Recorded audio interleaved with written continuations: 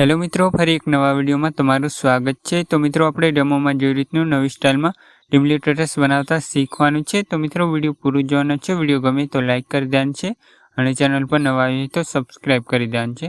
અને મિત્રો તમે ટેલિગ્રામમાં જોઈન ન થયા હોય તો થઈ જજો, લિંક ડિસ્ક્રિપ્શનમાં મળી જશે।